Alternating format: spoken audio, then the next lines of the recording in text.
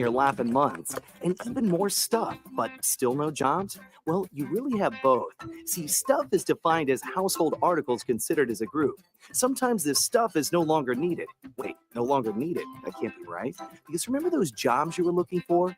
Those are really needed, and they're the stuff inside your stuff, even inside that winter coat that moved with you to Phoenix. Our job is to unlock those jobs, and it starts when you donate your stuff to your local Goodwill. Here's how we do it. When you donate to Goodwill, we sell your stuff to provide job training for people right here in your community. So just by teaming up with Goodwill, you help create jobs. And isn't that worth parting with the leftover guitar from your 80s cover band?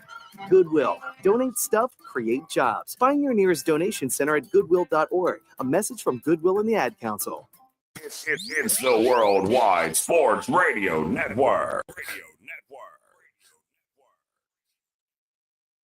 Little roller up along first. Behind the back. It's not up there. Here comes Knight and the Mets win. See you in Pittsburgh. Can't wait. All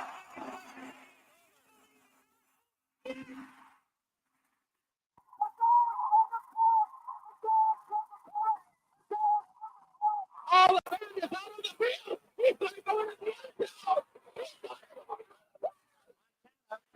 Looking, throwing in the end zone. Bryce Harper.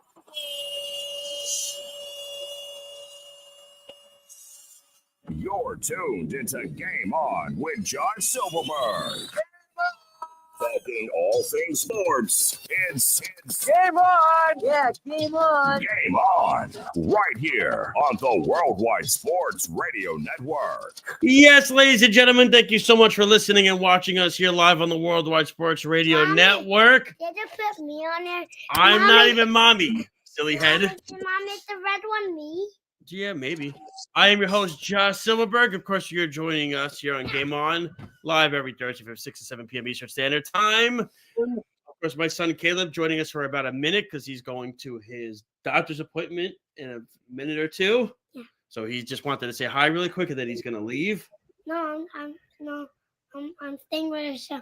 Hey, Papa. Hey, monkey. How you doing? No, monkey. All right, remember, you got to go to the doctor. Yeah. You're going to go? Yeah. Oh, wow. You're so lucky. Yeah. They're going to tell you how tall you are.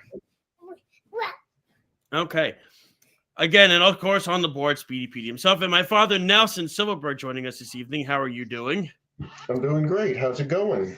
It's good, but the screen is like weird. Papa, can you say Because Caleb? I see like two screens. Papa, can you say Caleb? Caleb. Can you say I look Caleb? good on my end. Yeah, no, I don't know. It's weird on my thing. All right, it's time for you to go. No, Go to the doctor. Mommy's leaving. I'm not. I'll see you tomorrow. Oh. Mommy's leaving. There she goes. She's leaving. You gotta go. Hurry up. Say bye, everybody. I'll see you next week. Hurry up. Close the door on your way out. There he goes. He's all mad. I heard the slam. Yep. Okay. Anyway. He's just sitting by the doorway. So, lots to get into tonight, of course. We have a good amount of things to talk about. We're going to get into the baseball offseason, what's happening there. We're also going to discuss the whole Lane Kiffin situation. Where do we think he's going to end up as he's looking for housing in Baton Rouge and in Gainesville? And then, of course, you have the whole James Franklin thing. Do we think it was the right hire by Virginia Tech? Steve Sarkisian, is he leaving Texas? Is he not leaving Texas? And everything of that nature. I thought you left to go to the doctor's appointment. I want. You better go before mommy gets mad.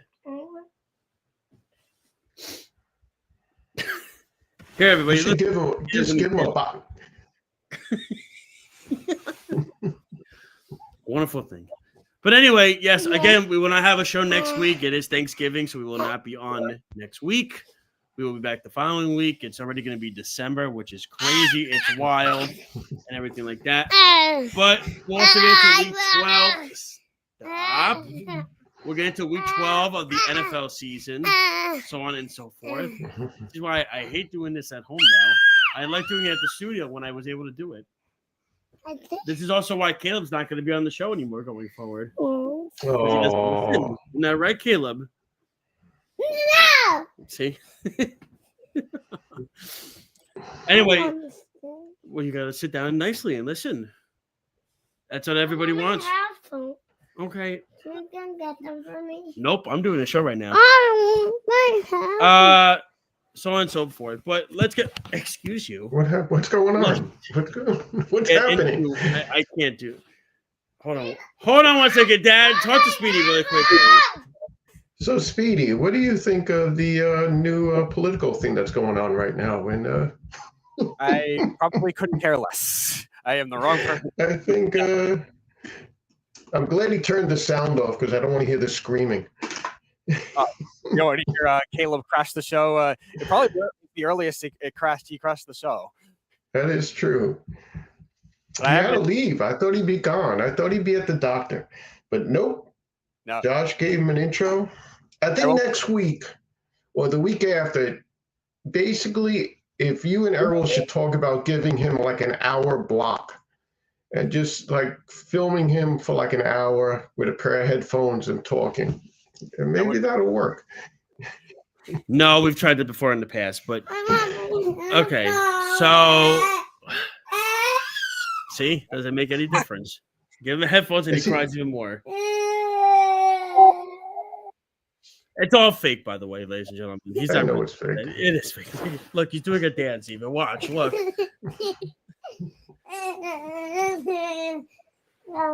See, now he's upset. Okay. Anyway, let's get into it right now with the MLB offseason so far. And not much has happened and everything of that nature. As we have discussed in the last couple of days, only really Raysal Iglesias got re-signed by the Rays, but the rumors that are floating is where are some of the players going, right? We've heard Edwin Diaz, we've heard Devin Williams, we've heard what's Pete Alonso doing, Kyle Tucker, Bo Bichette, et cetera, et cetera. Tarik Skubal, is he going to get traded? Errol's begging on the Mets getting him. And the winter meetings start in a couple of weeks. So to me, I think that's an interesting one. Go on, you were going to say something. No, when you said Errol and the Skubal thing, we talked about this, right? Yes, I'm The Mets very always self-aware.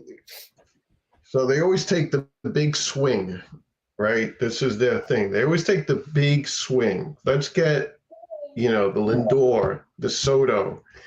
And it not only doesn't it work, but it actually ends up depleting what their strength is at this point. So if they get, what would be a trade for him be right now? So I want you to lay out the trade to get Speedy, do you want to start quality. first, Speedy? Speedy, you throw in. Speedy's an analytics guy, right? Speedy, Mr. Analytics, where are you, Speedy? Pop on the screen so we can actually see your face and I hear a voice. No. Sorry, How Caleb. about- I missed the window for it. Oh no, Caleb left. Trust me, he's gone. He's gone. Don't bring up the name. It's like Yeah, it's like Voldemort. It's like Voldemort from Harry Potter. Okay, it's worse. It's like Candyman. If you say Candyman, no. Melissa Ray took him. Went to his doctor's appointment. So let's just say Melissa was not happy. So yeah, we'll leave it at that. But what are names, Mr. Analytics, that you think of? Because you have the same mantra as my father does for keeping guys. Well, yeah, I mean, they're not going to have to trade McLean. He's the only one that's deemed untouchable. right. I would probably take Tong. It would probably take maybe Jet Williams probably would be in that deal. I think the Mets have enough where they could probably do it without Benj, but if it takes Benj over obviously trading maybe Sproat and Tong, you got to do it at that point if you want to pay a price for Skubal. But yeah, it would probably take 4 or 5 total prospects. And those two that I mentioned, I think would probably be the headliners. So I threw out an idea, and Speedy, that's a nice one. I threw out one. Wait, I just want to get the layout. So right now you got Sproat, Tong, Williams, and possibly Bench. Is that what you have? All 4? Not all 4 of them. I'm saying I don't think both Benj or Sproat or Tong, whichever one. Basically, he's saying either Benj or Sproat. They would have to pick one. Oh, so you got Sproat, Tong, and Williams. Hypothetically, or Bench, one more. right? Sproat. Yeah. Sproat or Benj, Tong, Okay. and maybe one more guy. Okay. How long is he under contract for anyway? What do you got him for? Has he got like how many years of? You got one more year. He's this last year. Okay, so now let me have your layout. What do you have? So I said Tong. It's gonna have to Right. headline the whole trade. Tong is the best pitcher in the trade. Yes. I said Okay. I don't think they're gonna have to do. I'm kind of with Speedy on this one. I don't think it's gonna be. I think what they'll do is they'll either choose between Williams or Benj. Is the choice that they're gonna give Detroit. It's which one do you want? So you got Benj and Tong. I have Benj, Tong. I would throw Beatty in there, right? Because he still has upside. He's 23, so he's 24. It's got a lot of upside, but okay. And then I guess honestly, it's gonna stink. But I have a feeling they're gonna have to put. I don't want to trade Sproat because I don't want to trade all the pitchings, but I think what they're gonna have to do is sweeten it and put a guy like Clifford in the deal, the first baseman, and trade those 5 guys. So three fielders and Tong. Who did I say? I said Beatty, Benj, Tong. I said Beatty, Benj, Tong, and Clifford. Yeah. Okay. So if you could keep Sproat, if you could keep Sproat, but it's gonna again, what Detroit's then gonna do is okay. It's gonna have to be all right. You want to keep Sproat? We'll take Clifford, but then they might ask for another guy. They might say, all right, throw Acuna in there too, and throw that in because he still has upside as well, and everything of that nature. So so I'm going to ask you. Come to 6 players. Okay, so I'm going to ask you a question. After giving up that much for him, and I'm not denying that he would be by far the best player in the trade, right?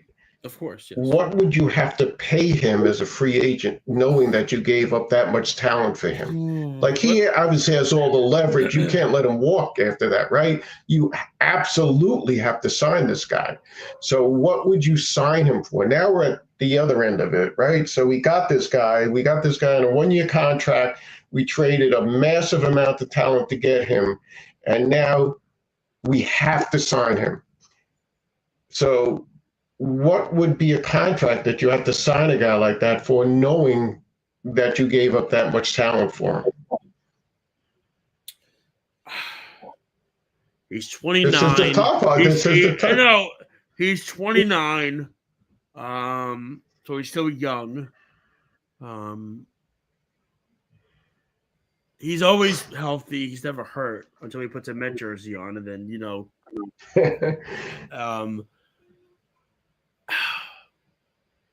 See, it's gonna have to be probably, I would say, in the range. I forget what 8 years, right? Oh no, what did Free get last year? So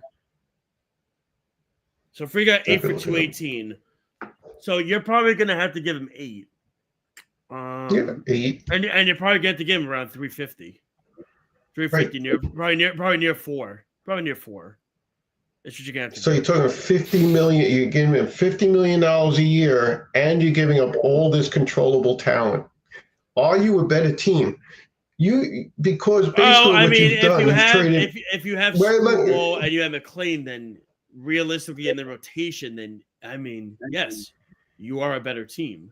100%. But you might be a better team short term, but what you've done is you've lost all your payroll flexibility. You cannot sign anybody anymore. Between Soto and this guy and Lindor and Nimmo and all, you cannot sign anybody anymore. Basically, you're against the wall. And even signing this guy for that much money, there's a good chance you go over the Cohen tax, which means that $50 million a year might be costing Cohen like $80 million a year because of penalties. Yeah, but my thought process too is, not to cut you off, my thought process too is, I think what Cohen needs to understand, and I'm not saying this is going to happen. I don't think it is going to happen. I think what the thought needs to be is that there's going to be a labor strike, after next year. So I think, but that's it. No, but this is when I think teams like the Mets, the Dodgers, again, the Cubs, the Yankees, the Red Sox, the Astros, the Blue Jays. These are the teams I think the ramifications of what could come when it comes to the salary cap structure. You need to be all in now. Yeah, but look at it the other way. If they strike the year after this year coming up, he would lose his 31-year-old pitching year. Mm-hmm. Like you basically lost one of his prime years on a strike, and you basically lost that, and you still got the 6 more years left of the high salary going towards the older years. So I'm just saying, now I'm going to bring up one point, because there's always this McLean Sprout thing, and I'm not giving up McLean, but I will trade Sprout and stuff like that. But I'm not sure which one is the better pitcher. You know what I mean? Like, everybody's so 100%. If you take last year's minor league, Sprout was the best prospect. So I'm not 100% sure, and I go back to 2015 or 2014 when you got the DeGrom years, and what's his name was the other pitcher, Montero, right? And everybody was 100% in on Montero, and DeGrom was just a fluky guy. Well, and I mean, look what happened. I do have, according to Jim Bowden, who obviously we know Jim Bowden's in the inn. He works for the Athletic. Yeah. He said the trade that could get this done, there's a trade that he has been floated around. He's heard the Mets talk to Detroit about it, and that could get it done, is Jonah Tong, Brandon Sproat, Jet Williams, and Ronnie Mauricio for Skubal. Yeah, it's terrible. You get the best pitcher in baseball. I don't know how terrible that would be per se. Yeah, and also you're not trading Beatty, you're not trading Benj, you're not trading, you're losing the market with the but Williams is not as stiff. I mean, Williams might be a higher prospect than Benj anyway. But take that away. That's fine. But I mean, you have to remember. You're also but he's only signed for I know that, but here's the thing: a lot of these teams for 1 year. You're only getting him for 1 year. I know, but the Yankees also had Juan Soto for 1 year, and they went to the World Series. So in the end, it's and last year they lost him last year, and the hitting stats were better. They did not go to the World Series last year because of Juan Soto. They lost because of. Well, the hitting was better not because the hitting wasn't because better their pitching staff got banged up. The lineup wasn't better because they lost one. So the hitting was better because they had more depth in the lineup at the end. Right. So there's a lot of ways to win. I mean, if Juan Soto was in that lineup last year, they go to the World Series. No, but my point is there's a lot of ways to get to where you want to go. You don't have to just have the big hitter. You could have a broader lineup, meaning that it's a better lineup top to bottom instead of just a hardcore middle lineup. But I look at it in this perspective, and I understand what you're saying. But so say for example, the Mets don't bring Alonso back, right? And the rumors you're hearing is that they're trading Brandon Nimble's on the trade. I mean, I only go by. Listen. If there's one writer I am gonna trust in this market, it's Jeff Passan. Jeff Passan is as reliable as there is in the media. Jeff Passan is literally what Woj was and Schefter. Well, actually more what Woj was with the Woj bomb. Passan would have his stuff. I mean, Passan broke the Lindor trade right when it happened a couple of years ago. Yeah. When Passan is saying the Mets are in on Skubal, but they also want to sign Diaz and Williams, I'm now wondering with the whole clearly Cohen tax thing, because of what happened last year and knowing that there could be ramifications with the salary cap, is Cohen and Stearns not looking to care as much about that whole issue? Because after next year, things are going to change anyway. So it's like, if you're going to go all in, this is probably our last year where we could do a free-for-all, and I could really flip the money out there, because after that, I can't do it again. It's gone. It's done. And let's be real here. If there's one team that has one team that has a lot of pressure on them, more in this offseason, maybe other than the Yankees, it's probably the Mets. Because the Mets had a horrible season. It was beyond horrible. It was beyond horrible, and it was embarrassing. It wasn't even bad. It was embarrassing how it was. It was Stearns. Right. And here's the thing. Stearns knows this is not Milwaukee. Okay? He needs to act like this is not the Brewers and a small market team. He needs to play this team like it is a big market ball club with the money that he has, because he's gone on record. He said it at the GM meetings. He already said it. Steve is on board with anything that I decide to do and want to do. Because here's what Steve Cohen knows.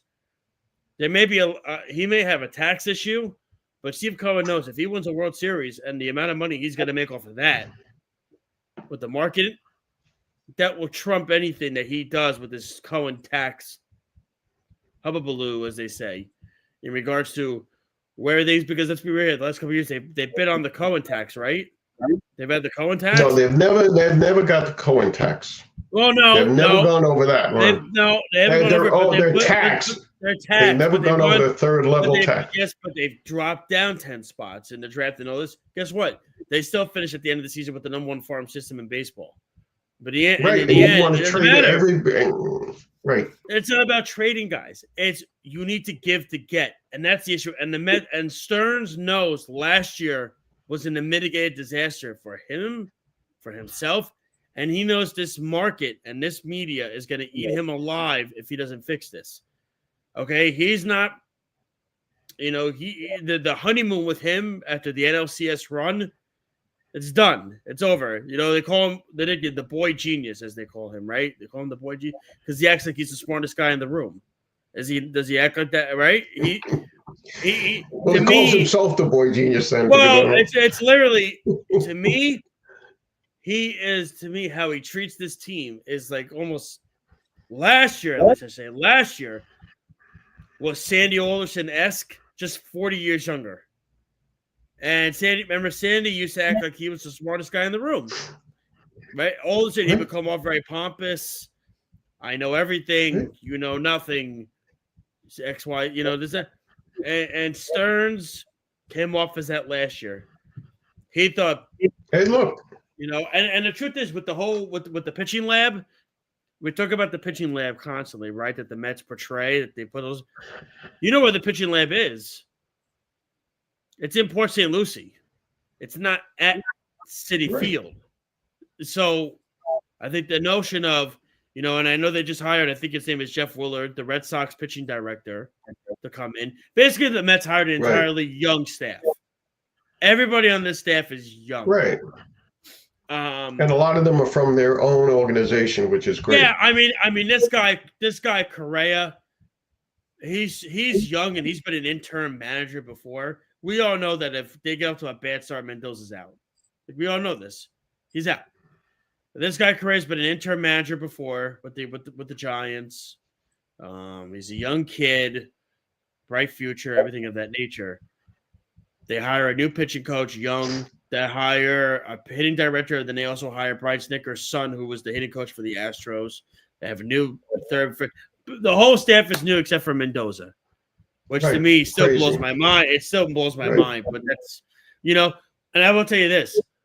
Stearns had a lot to do with picking Mendoza's staff. And I have said this time and time again, and I get grief for it, but I don't care. I don't think it's fair that Mendoza doesn't have much say into his coaching staff. Yeah, because I agree. Mendoza doesn't pick Stearns' staff. He doesn't go and pick his guys. But Mendoza gets them. And here's the truth. Mendoza's with these guys more than Stearns with his own staff. Mendoza's with these guys every day, from February till October, if you're lucky. That's the reality. I think Mendoza barely even manages, to be honest with you. But I don't want to get into that. We could do that during the season. I think this is totally top to bottom management on all decision making. And it showed up real obviously because after the trade deadline, there was a lot of favoritism towards Stearns trade targets that stayed on the field longer than they should have, that anyone would have said this guy doesn't deserve to be playing. So, but that's neither here nor there. But my point is this: if the Mets minor league farm system is as highly rated as everybody says, and you're talking about top 5 right now, and most of it is on the top heavy side, meaning on AA or AAA, why not take advantage of that?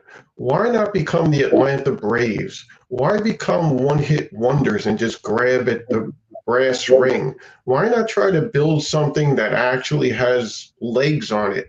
Why can't we be more like a 90-win team for like 7 years? Something the Mets have never been. I mean, they tried that this When did year. When did they try it? They're the oldest team in baseball. Not anymore. Why? Why are they one of the oldest teams in baseball? What did they do? Because Beatty's on the team? Let me see. Or Alvarez is the catcher? You still got Lindor, McNeil, Alonso, Nimmo. It's an old team. It's not a young team. The Mets are in the middle of the pack right now. Your pitching staff isn't young. Hold on, I'm trying to see. Let me see. Youngest MLB teams. Okay, here we go. All right, I'm gonna find it. Here we go. Youngest and oldest teams. The Dodgers are the oldest. The Met 1, 2, 3, 4, 5, 6, 7, 8. The Mets are 8th. Okay. They're not a young team. So why constantly build on this nonsense? Well, again, I mean, McNeil's going to be gone, right? They're going to try. I mean, I've said this time and time again. I think the guy I would love for the Mets to trade for is Ketel Marte from Arizona. I think he would be a perfect fit. He's a really good fielder. Hits for average, hits for pop. He's been to a World Series. To me, I think he would be a perfect fit, second base, for the Mets. You know, the only issue with his numbers much better than Beatty's numbers. 2872 and 283 last year. Everybody hates him. No, I mean last year he had 283, 2024 he had 292. Yeah, I mean he did pretty good. I mean the only issue is he's 32. He's 32. That's the issue with him. Right. So that's what I mean. We don't stop this. We have to count on guys. We have the superstars. Actually, they built this team backwards, if I tell you. My opinion. A guy like Soto is the cherry, meaning that you have everything in place and then you get Soto. Lindor is the cherry. You have everything in place and you get Lindor. But the Mets got these guys before they had everything in place. So now you can't keep trying to, the window is closing. You can't keep the window, you have to say like, all right, we're going to have to do something. And what they're going to have to do is count on some of these young pitchers. And if just 2 of the young pitchers are successful, they're going to have a pretty good staff. They'll have a staff they can win. Another thing. No, I agree. I want to trust it. I want to trust it. I do want to trust it. One guy nobody talks about is Scott.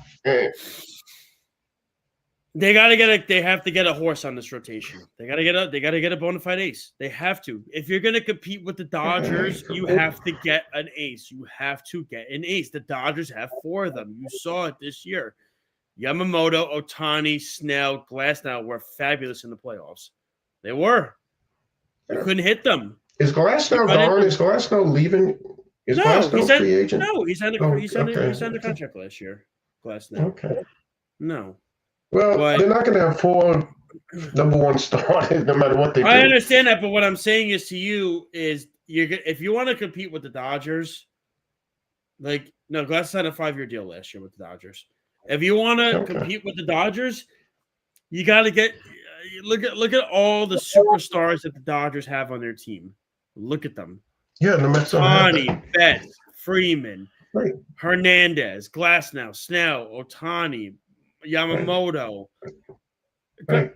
But that's what I'm saying. You can't compete with that. You can't go, we're going to do that. You can't do that. Instead of doing it, but you can make an attempt. What's the attempt? You can't do that. You have to do it a different way. You can't do it the Dodger way. The Mets are too far down the line. They already expended too much money that they can just start accruing that much talent and build a staff that good. The only way they're going to build a staff that good is by building it internally and hope these guys like McLean, Sprout, Tong, and Scott somehow, two or three of them succeed. That doesn't make sense. But you already still have some. How is it that the Dodgers can do what they're doing? With all because their guys want to play for the Dodgers. Yeah, but is it because they're taking less money, or is it because? Yes. Okay, well then the Mets. But did the Mets try to get Yamamoto? But you see, the Mets need to build a winning product. You can't just keep hanging your hat on the full-on prospect area. Oh, I didn't mention it was 6:45 already. My goodness me. Wow, we went way over this. Okay. Okay. I knew this was going to happen when you told me. But I'm just saying.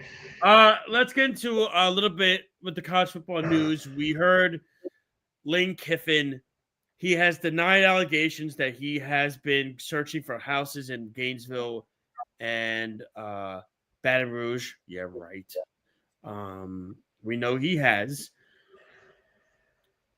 But he's also, he also denied that Ole Miss has not given him an ultimatum, that he is willing to choose what he wants to do. Question is, does he leave Ole Miss, number one? And number two, if he does he leave before Ole Miss goes to the college football playoff? Because they're going to get in this year.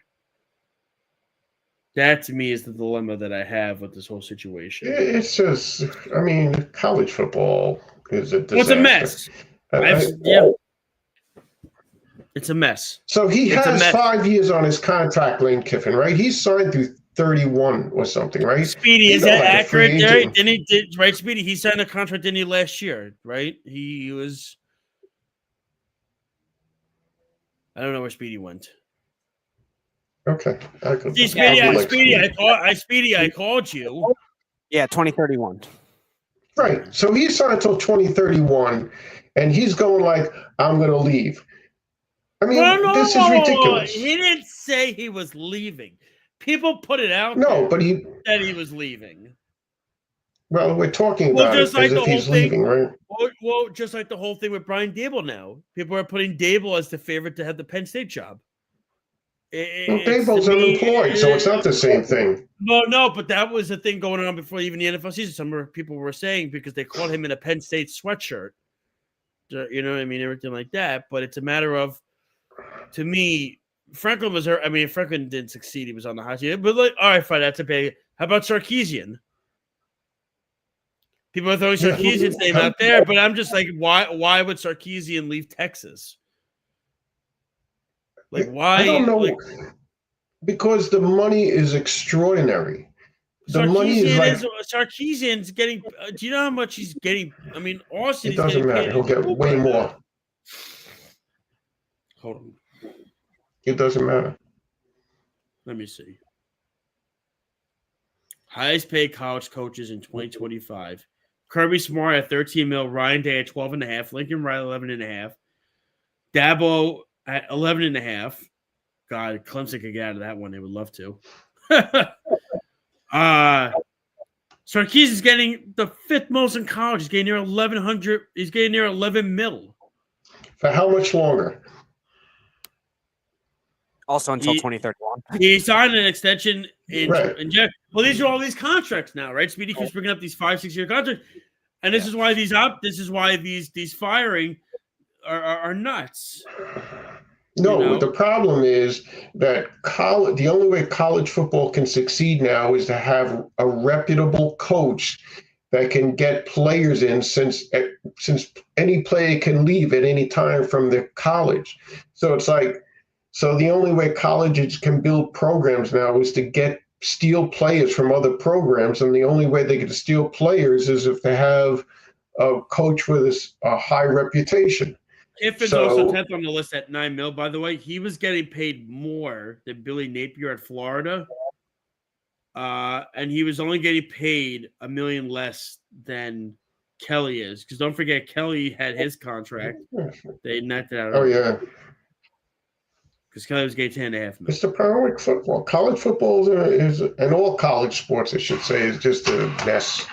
The only people, and I said, the only people that are making out on this is the high-end players and the coaches with reputations.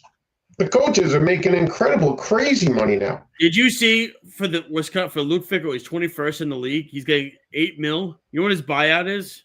$27 million. Yeah.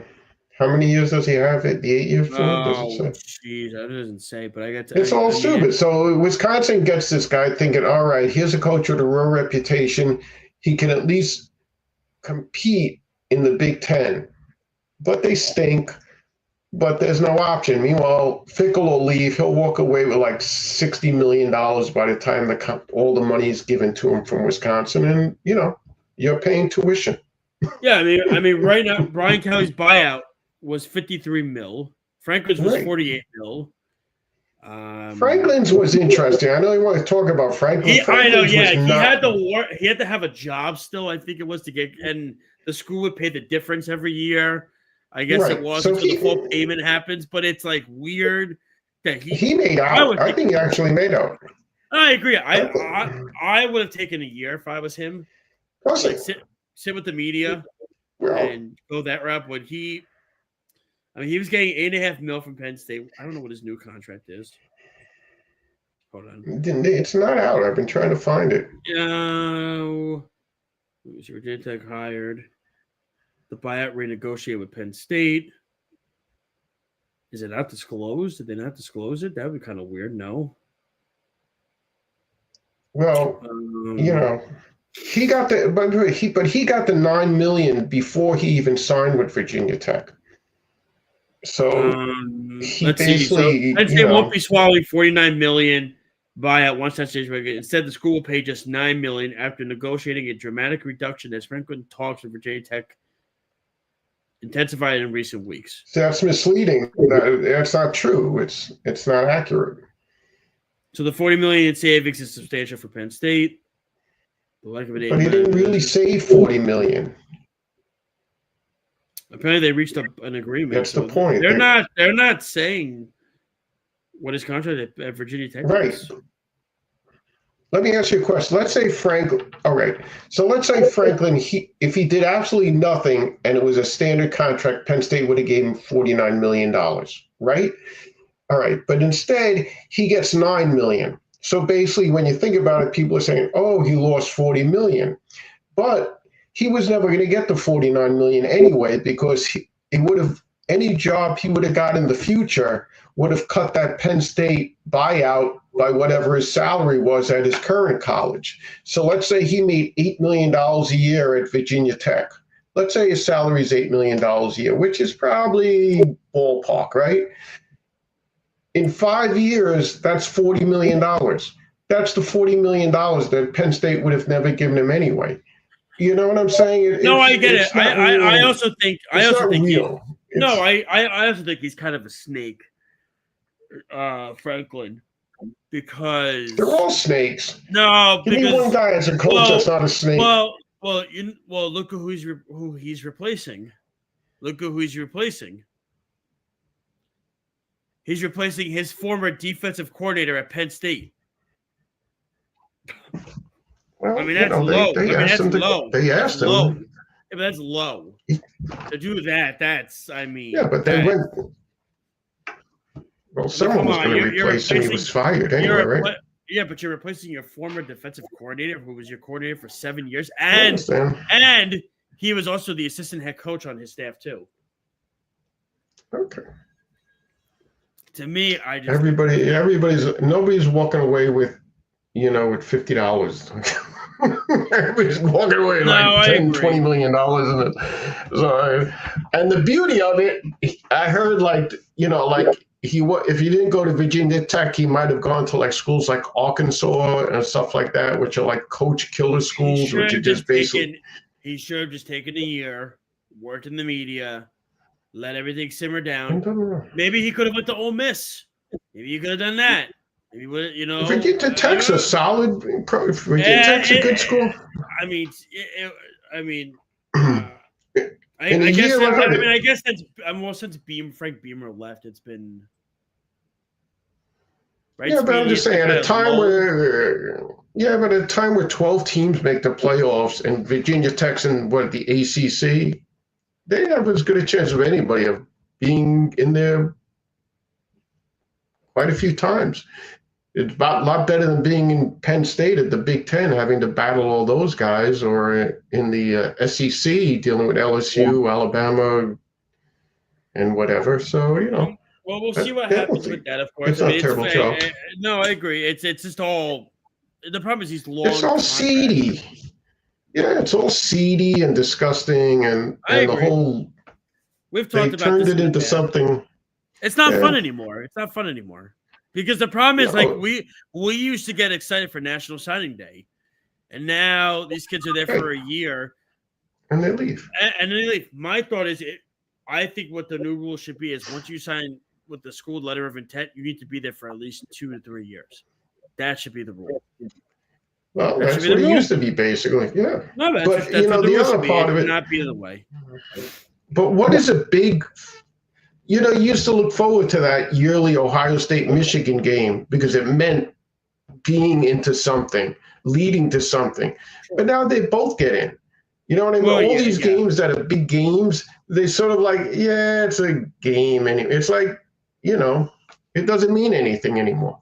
Well, because I mean, the playoff is what's the playoff at this point, right? The playoff is it's almost like everybody gets in at this point. Really, if you're not in the top 12, you suck. You know, I mean, let's be honest. If you're not in the 12, I mean, if you're not in the top 12, you shouldn't be vying for the number 1 team in the country. I mean, let's be honest. If you're not in the top 12, and these teams always complain about, the teams that were on the margins last year, like the 13th ranked team, and what was it? Who was it? The team that quarterback was hurt? Was it Florida? Florida State a couple years ago, Jordan Travis. Yeah. And I'm like, come on, give me a break. Enough. We went to 12. What do you want us to go to 16? I mean, enough. Well, I will. We do have to get to the NFL really quick, and we did have a little bit of interesting news that came out today, and that was Joe Burrow was a full participant today on the field, and it sounds like he is good to go for Sunday against the Patriots, which is fabulous for my fantasy team because I had C.J. Stroud, Jackson Dart, Joe Burrow, all my quarterbacks this year go down. And I'm still in second place because I have Jonathan Taylor on my team. Do you still have Joe Burrow on your team? Yes, I kept him on IR. I stashed him. Okay. I stashed him in IR. And I know he's not going to have Jamar Chase, but he still has T. Higgins. He still has some semblance of a player. I'm debating whether I want to start Dart this week against Detroit or do I start Burrow against New England without Jamar Chase. That's the issue I'm having. It's also Burrow's first game back in like 2 months. It's like, do I want to jump the gun and put Burrow in first game, or do I go with Dart against Detroit and go that route? I mean, I had Davis Mills starting for me last week for the backup for the Texans. That's where I'm at. I think I would go to Burrow just for anything. I think Detroit's got to be pretty hungry this week. You know, they're going to want to make a statement. Well, they were horrible. But they were horrible. I mean, that game was brutal to watch. Goff cannot play in cold weather. Campbell took over offensive coaching duties for the rest of the year. It was an unmitigated disaster. I don't know what Detroit's record the week before their Thursday. I wonder what they do the Sunday before the Thursday game, like what their record is. Like, you know, because they always play that Thursday. I wonder if there's like a trend line as far as Detroit not putting in a good game or something. You know what I'm saying? That is a good question. I like that question. It's. I want to know what's Goff's career in cold weather too. That's also where I'm curious. Yeah. Okay, I want to know because I mean he was in a mitigated disaster last week. That I'm watching this game, and listen, I think Philly has the best defense in football. But I'm watching this game and I'm like, all right, you clearly see your quarterback's not doing great. You're on the road. You have Gibbs and Singletary as your two running backs. You are arguably the best 1-2 punch in the league, and they're not utilizing them. I know they like to use Gibbs out in the flat with the pass. I know they like to do that, and Singletary they use at times. I do think they miss Ragnow, the center, because he retired before the year started. The center, but to me, I think I'm watching this game last week, and I forget what was it, 16-9, and I think it was, and I'm watching, and I'm going, oh man, I might just run the ball. Like, just you're on the road, it's cold. You clearly see Goff is not acclimated for this weather. You know this. Run the ball. And, Speedy says that I think the 6th worst passer rating among active QBs in cold weather. My point being, I mean, listen, I'm not saying beat Jacoby Brissett and throw the ball 67 times last week. I mean, that was beyond. But I have Marvin Harrison. I have Marvin Harrison on my fantasy team, and he was out with an injury. He was out with an injury last week, and I was like, God, imagine throwing Harrison 67 times. That would be a wonderful thing. But to me, I view it as I'm trying to process who is the best. I don't think the Chiefs are making the playoffs this year. No, I didn't think they were going to make it last year. I was shocked how good they were last year. Well, because of their one-score games. I think they were 6-0 in one-score games. Yeah, right. One-point games. This year they're 0-5. Right. To me, something looks off about Mahomes this year. He's not accurate. He's missing throws. Kelsey's obviously regressed, I think, to the point of they need to rebuild. The offensive line's a disaster. I mean, they traded Thuney to Chicago. Yeah. The defense is okay. Baltimore's coming around. They have an easy schedule. Rodgers is hurt for Pittsburgh. That team. You want to talk about the dumbest team on the planet? Trading George Pickens was the dumbest thing the Steelers could have done. The dumbest thing they could have done. Because here's why they did it. They traded Pickens, and I know why they did this. They wanted to save money, but they thought when they got Metcalf, we could get another receiver, a lower tier guy. Like, maybe Devontae could come here, for Rodgers, or we could trade for like Alan Lazard and give like a bag of balls for him and do that, who's awful by the way. And the Jets are going to cut him at the end of the year anyway. He hasn't even played. He's been a healthy scratch the last 3 games. Right, he made like $30-40 million because Aaron Rodgers is his friend. I mean, to me, it was. But the Steelers just did not read their wide receiver room well at all, because after Metcalf, who, by the way, I think is overrated himself. And by the way, you're seeing what Pickens is doing in Dallas this year. And if you're a Steeler fan, you're sick, because now you're saying to yourself, oh, wow. Now did we trade for Metcalf, but we got rid of Pickens, and he's the younger, higher upside receiver just because he was a pain in the butt with Mike Tomlin. But if we would have kept Pickens, which they could have done, by the way, it fit the salary cap. If we could have just kept Pickens with Metcalf, it would have made $1 million. I mean, Pickens is going to get paid as a top 5 receiver possibly in this offseason. It's crazy. Dak's not going to win the MVP, but Dak's in the MVP conversation. He's probably top 3 or 4. A lot of it's because of George Pickens. And Pickens has become the #1 guy over CeeDee Lamb in Dallas this year. I know Lamb was hurt, but I think Pittsburgh read the room so beyond piss poorly. It's a great. They do all the time with their offense. They don't know how to draft or build offense. Because Mike Tomlin wants to work a plan and massage a plan and do a plan, and we want to do everything about the plan and get the plan going and this and that. I will not comment on things. That's Mike Tomlin in a nutshell. He wants to. That's how he talks. You want to work that plan. We want to get that plan. We want to massage that plan and get that plan rolling. Dude, it's old. It doesn't work anymore. And I understand the Rooneys don't fire coaches, and that's fine. God bless them, right? Well, you're not going to fire Tomlin. I mean, he's successful enough that you wouldn't walk him out. I think they might this year. I think it gets to a point of how much longer we got, right? Like, I mean, since Rudy's been, the last 30 years, they've had two coaches, Bill Cowher and Mike Tomlin. They don't fire coaches. And then you go Chuck Noll before that. I mean, how many coaches have they had in like 40 that's what years? the Rooney's do, right? That's what Art Rooney does, isn't it? And they're successful. They don't get rid of guys. And then I don't know who the best. I don't think. I still don't trust New England completely.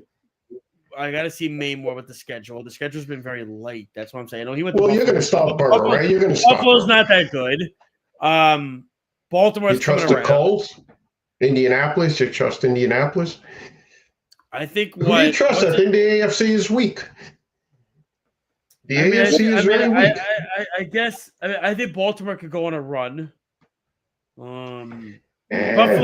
Buffalo's completely regressed this year. I know they're playing well, but now they're 2 behind, and now they're going to have to go on the road. By the way, Buffalo, because I think New England's winning that division.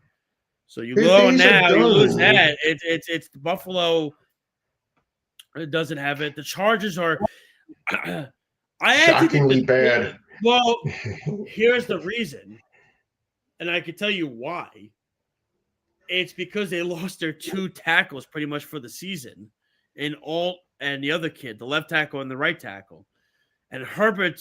They went from having one of the best lines of football to one of the worst because they lost their 2 starting tackles, who are both all-pro, Pro Bowl players. And Herbert's been getting absolutely destroyed every week. So when you see that, it's wow. You lose your all-pro left tackle and your all-pro and Rashawn Slater, right? And then you lose your all-pro right tackle and Joe Alt. You know what I mean? Once you lose those 2, you're losing 2 all-pro players, right? It's very tough to replace those guys. It's like you could maybe lose one and get away with it. When you lose both of them, it's a problem. So I don't know where they are. Denver is tough. You're going to have to go to Denver in the playoffs. That's going to be fascinating. I actually think Denver is going to eventually be the 1 seed. I do. I think New England's going to have a hiccup at some point. Surtain is going to come back. I don't trust. And I like Bo Nix. He's regressed this year. The AFC South is very weird. Jacksonville, I don't know what they are. Lawrence is beyond inconsistent. It's ridiculous. I think the whole AFC is a crapshoot. I don't think the Chiefs are making the playoffs. I don't. To me, because the teams with the best records in the AFC have the worst quarterbacks that you have the least amount of faith in.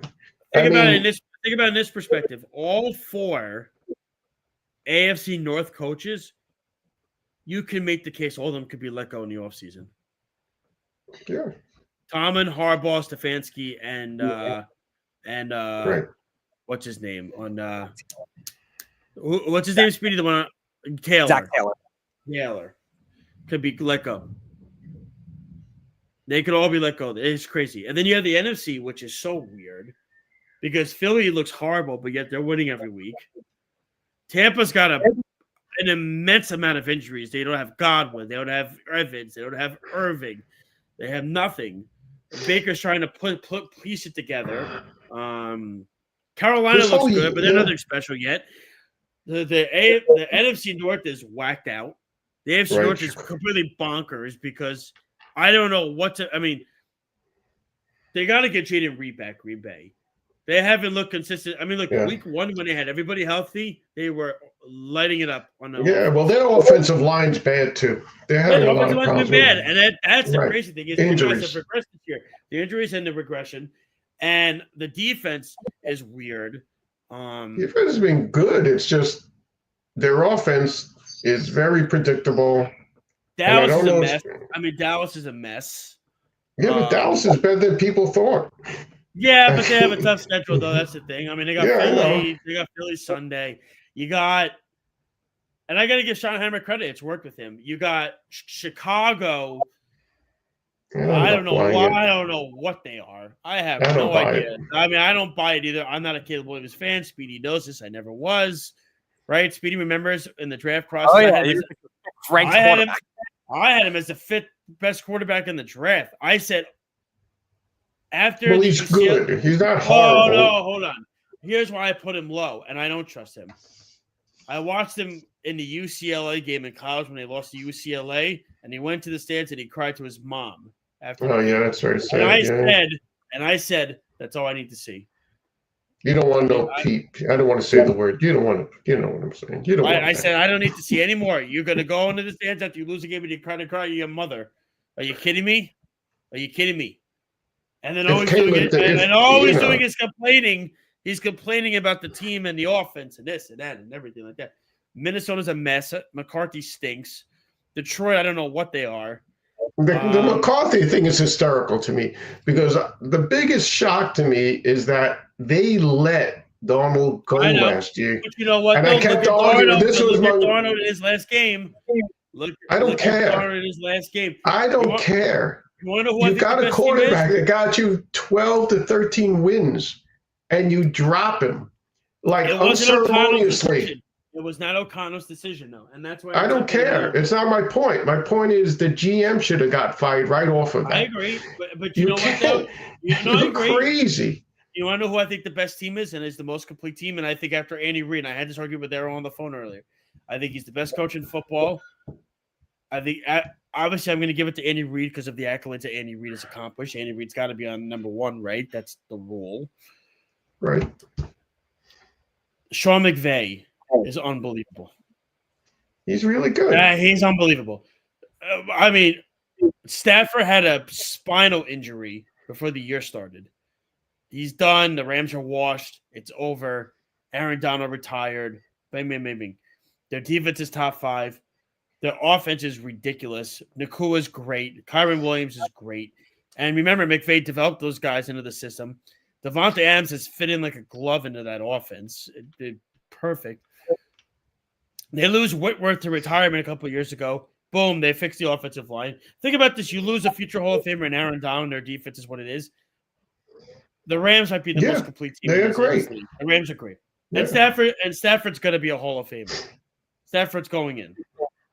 He is. Yeah. And if he went to another Super Bowl, he's going in as a first ballot. Yeah. That's the facts. But do we have any speed? Do we want to have any games for this week? How many you want to pick? What do you want to do? 2? 3?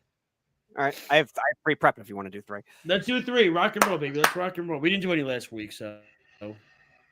Yeah, you did not do any last week. No, we didn't. That's all right. I would have sucked anyway. All right, we'll start with the Monday night game. We'll start with the team you mentioned, Josh, the Panthers taking on the 49ers. Kind of a battle of the last playoff spot in the NFC, really, right now. The over/under is 48.5. Who's I forget the coach's name for Carolina. Who is it? Dave Canales. Canales has been fabulous with what he's done with Bryce Young. And look at McMillan this year. He's been great as a rookie out of Arizona. Where is the game, in San Francisco? It's in San Francisco.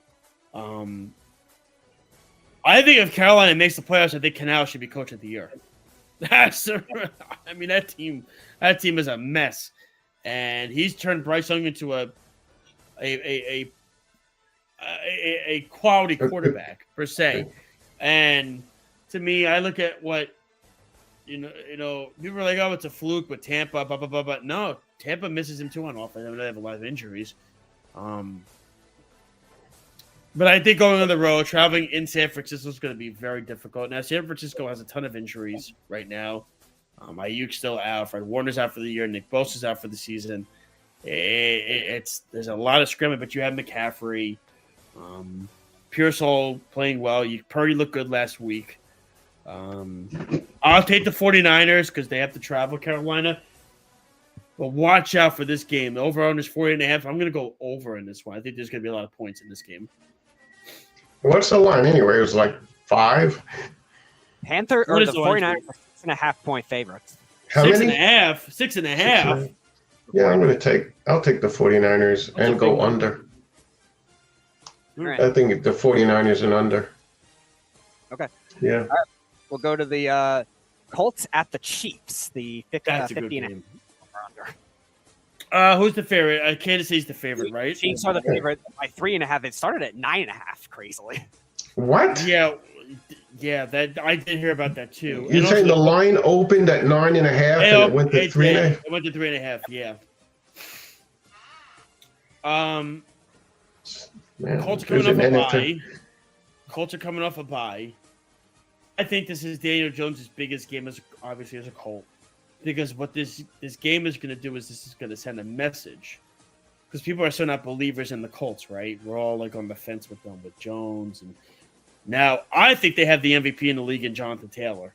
He's not going to win the MVP, but he should win it. He should. Green Bay tried to trade for him 2 years ago. Oh, they should have gotten it.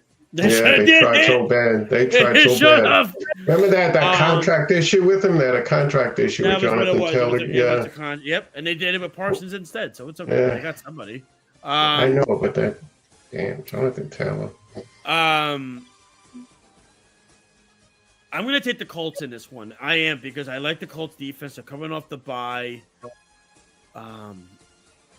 Something's off for Kansas City. They can't run the football. They're not that good anymore. They're just not that good. Yeah, I think it's over. I mean, I think they have to, and every year they constantly are drafting wide receiver. They're drafting running backs. They're doing all this. They got to start drafting offensive linemen. I know they did that this year. They got to continue it. They got to continue with the trend. They got to get a new tight end in here. Kelsey to me is done. You're just having a decent season. But I'm going to take the Colts. I think the Colts could go to the AFC Championship. I'm not going to sold on them going to the Super Bowl, but we'll see. I'm going to say Kansas City's going down because when teams are successful for this long, that it gets into everybody wants money. And then every year, to keep the salary cap going, you have to peel off a little talent every year, and eventually you end up where they are now. So I'm going to take Indianapolis, and I'll take the 3.5. If it really started at 9 and went down to 3.5, that's the craziest thing I've ever heard. I can't even imagine how much money it would be how much money is being bet on Indianapolis to drop a line 5.5 points. Like, I've never heard of that before. But if that happened, then somebody knows something. Probably the officials. But I'll take Indianapolis. Yeah. What's the last game, Speedy? All right. The team that you think, and I agree with you on, that is the best team in football right now, the LA Rams, hosting the Tampa Bay Buccaneers. Rams the favorite, and 49.5 over under. We don't know if Godwin's coming back yet. Irving's out, I would think again. Evans is gone for a long time. This is tough for Baker. See Rams. I feel bad because I think Tampa is a good team. The injuries have just killed them this year. That's the problem. But now here's the thing: when Tampa gets everybody back before the playoffs, watch out. That's going to be interesting. That's fine. But the East to West travel, the East to West travel is killer. I think the Rams are on all cylinders right now. I think they're better than Philly. I don't think Philly's all that. I mean, let's be honest. I do, but they're winning. They're winning. Yeah, a lot of teams are winning, but they're not winning. Nah, but they're winning every week. Well. Listen, they're 8-2. Right. They're 8-2. They haven't had their bye yet. I know they had their bye. Actually, I shouldn't say it. Did they? Yeah, I think they did. Yeah, they did. I'm going to go with the Rams in this one. I think everything is clicking for them. I like where they're at. I think McVay is unbelievable. That guy, God, man. It really is crazy how good he is. I'm curious what happens after Stafford retires. Well, the next thing he's going to mold is what I like to hear. Well, I don't think it'll be a draft. They'll pick up somebody off the heat. Kyler Murray. Kyler Murray. Kyler Murray. You watch. I wouldn't be shocked if they tried to trade for Murray if Stafford retires. They'll do it. And you want to bet Murray will actually be decent for them? Watch. It's all schemes. They're not as scheme players. I hate Kyler Murray, but that's just me. I've always hated Kyler Murray. And I'm right, Speedy. Oh, that's terrible. That's terrible. When you have to have a clause in your contract that you have to watch a certain number of hours of game film, that's right. I think you should steer clear of the closing door. You understand what I'm saying? No, I know. He's always been a way overrated quarterback. Like, he's never been what I would call good. No. So I'm guessing you have the Rams too? Yep. You know how I feel about East-West travel. I know. It's always the same. Well, thank you, Speedy, for that. That is the end of our show. Thank you so much. for listening and watching. Dad, of course, we will not be on next week. It is Thanksgiving, but we'll be back in 2 weeks. We'll see. I think you'll be on again in 2 weeks again, and then we'll figure everything out from there. Where, everybody have a happy holiday. Have a happy holiday. All the listeners out there. Before you go, we didn't discuss this. What is the most overrated Thanksgiving dish, and what is the best Thanksgiving dish? The best Thanksgiving dish is stuffing. Mm-hmm. The most overrated thing is turkey. Let's face it, turkey sucks. Come on. Oh, that's why you only eat it once a year. Nobody goes, hey, let's get some turkey for Friday. No one says that. Come on. Also, cranberry sauce is good, but Oh, Snug wants to know if you have a funny memory of me as a kid during Thanksgiving. I am not going there because I don't know. Do I have one? I don't have you particularly for Thanksgiving. No, I don't. But generally speaking, I have a lot of funny memories. Oh, we know that. Oh, yeah. But we're going to keep it on the low. Speedy, what is your overrated, underrated? All right, I agree with Nelson on the stuffing angle. I am a big stuffing guy. It's funny, I actually didn't like it as a kid that much, but neither did I. It's funny. I would say stuffing. I would say stuffing is my favorite one. Most overrated, probably. Ooh, it's tough. I like a lot of them, but I would probably say the cranberry gets a little too much hype. It's not bad. It's just not my favorite thing. See, for me, I think the thing that I love the most is the yams. The yams are good. Yams are good. Yams are good. Overrated to me, the green bean casserole. I was going to think of green bean casserole too. That was on my list. I don't get it. I don't understand it. It makes no sense to me. I nobody ever eats it. You make it. Yes. It's just, to me. I would put turkey on there too. But just as a point, if you have a whole line of dishes and there's like lasagna, I'm not running to the table. I'm not running to the table for the if there's lasagna and turkey, or what if there's like brisket or turkey? Like, no one's going to eat the turkey. Come on, it's all for show. That's what I'm saying. When we celebrate Christmas and stuff, we do the ham. The ham is good. The honey ham is good. That's right. Let's just do that. You understand? That's right. Check us. I know we're not going to get to You're Better Than That. We don't have the time, but anybody have anything to gripe about? We have nothing. I would say MLB free agency sucks because it takes forever. Oh, God, I was going to say the same thing. It's horrible. Horrible. But I'm going to just leave it at that. We could talk about that at another time. Yeah. All right, well, check us out on worldwidesportsradio.com, YouTube, Instagram, Periscope, Spotify, Apple Podcasts, all smart speakers. You can check out Job in the Mouth every Monday and Wednesday at 7:30. Of course, Snowman in the morning every day, and the Weekend Crunch on 103.9 FM, the LI News Radio Network, after at 7 o'clock or after the red hot New York Islanders. Playing good. Matthew Schaefer, man, that kid's good. So much. Thank you for joining us this evening. This was fabulous. This was great. Speedy, of course. Thank you, Speedy. I know you're going back to you're going back to Connecticut. I think you're going back Wednesday night, Thursday, or whatever it is. Wednesday morning, you're going back. So, have a happy holidays to you and your family. Don't play too many board games and don't drink too much, Speedy. We know how that ends up. It's wonderful. Stay away.